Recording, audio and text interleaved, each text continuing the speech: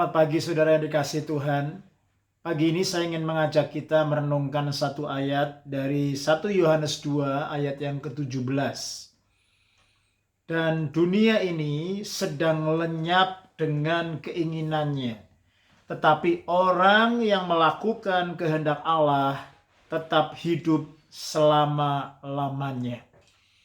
Saya ingin kita merenungkan pagi hari ini ayat yang begitu sederhana tapi powerful. Dunia sedang lenyap dengan segala keinginannya. Hari-hari ini ironis sekali kalau banyak anak Tuhan, bahkan pendeta, bahkan gereja-gereja besar terjebak saudaraku dalam keinginan-keinginan duniawi. Kita harus menyadari dan jujur saudara, kita masih hidup dalam daging. Dan seringkali kita tidak mengenal our true identity.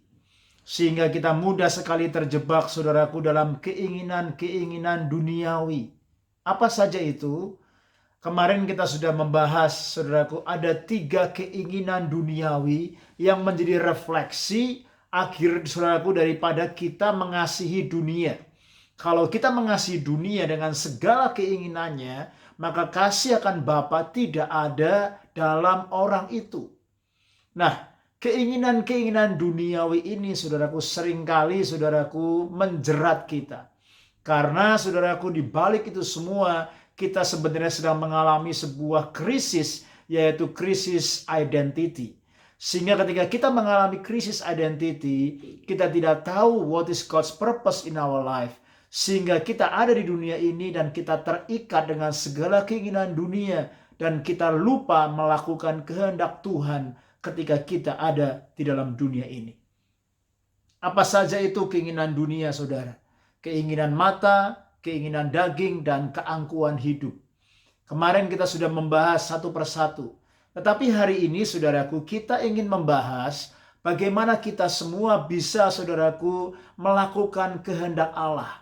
Karena ayat ini berkata, orang yang melakukan kehendak Allah akan tetap hidup untuk selamanya. Artinya saudaraku, dunia sedang terhilang. Pandemik saudaraku COVID-19 ini benar-benar membuka mata rohani kita. Bahwa dunia dengan segala keinginannya, kekuatannya, kekayaannya, kemegahannya, semua sedang digoncang oleh Tuhan. Tetapi Allah sedang mencari orang yang sungguh-sungguh untuk siap dan mau melakukan kehendaknya. Bagaimana kita saudaraku bisa bertumbuh untuk kita saudaraku tidak mencintai dunia, tetapi kita bertumbuh untuk mencintai Tuhan dan siap melakukan kehendak Tuhan. Selama hari masih siang, Tuhan memberi kesempatan kepada kita membenahi our true identity only in Christ, dan kita bertumbuh di dalam melakukan kehendak Tuhan. Kita ingin saudaraku membahas 3 hal untuk kita bisa bertumbuh di dalam melakukan kehendak Bapa. Yang pertama adalah kita harus saudaraku diyakinkan. Kita harus saudaraku diyakinkan terus-menerus setiap hari bahwa dunia ini sedang mau lenyap. Dunia ini saudaraku sedang habis saudara. Dunia ini saudaraku adalah dunia yang sementara dan temporal. Tidak ada kekekalan di tengah-tengah dunia ini. Kita harus terus meyakinkan bahwa dunia dengan segala keinginannya ini saudaraku akan dihakimi, akan dihukum oleh Tuhan. Dan semua yang ada, yang kita kejar mungkin selama ada di dunia ini, tidak bisa kita bawa di dalam kekekalan. Terus kita harus diyakinkan dengan firman. Sehingga kita semakin teguh untuk kita saudaraku melepaskan semua keinginan dunia dan kita mengejar saudaraku rencana dan kehendak Tuhan. Lalu yang kedua adalah diingatkan. Setelah diyakinkan saudaraku kita diingatkan terus-menerus saudaraku Apa artinya diingatkan? Bahwa saudaraku ikatan-ikatan terhadap keinginan-keinginan dunia itu saudaraku sebenarnya mencegah kita, membatasi kita untuk kita bisa mengasihi Tuhan dengan segenap hati kita.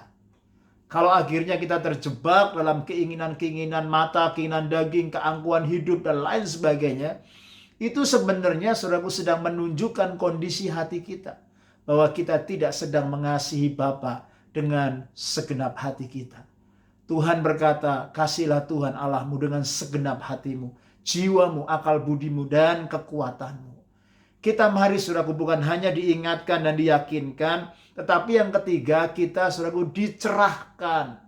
Dicerahkan terus menerus. Ketika kita dicerahkan saudaraku, kita semakin melihat dengan perspektif ilahi bahwa God's approval dalam hidup kita itu jauh lebih penting daripada man's applause. Karena ketika kita mendapat perkenanan Tuhan, ketika kita melakukan kehendak Allah, maka saya percaya saudaraku ada kekuatan, ada sukacita, ada penghiburan, dan ada berkat ilahi yang Tuhan siapkan buat kita semua. Itu sebabnya saudaraku, total surrender is the key untuk kita bertumbuh dalam melakukan kehendak Allah dalam sebuah identitas yang benar. Dan ketika kita mengalami total surrender, itu adalah bukti bahwa kita mengasihi Tuhan. Saya ingin mendorong setiap kita, mari miliki perspektif ilahi, cara pandang yang benar, dan identitas yang benar. Stay strong and stay blessed. God bless you.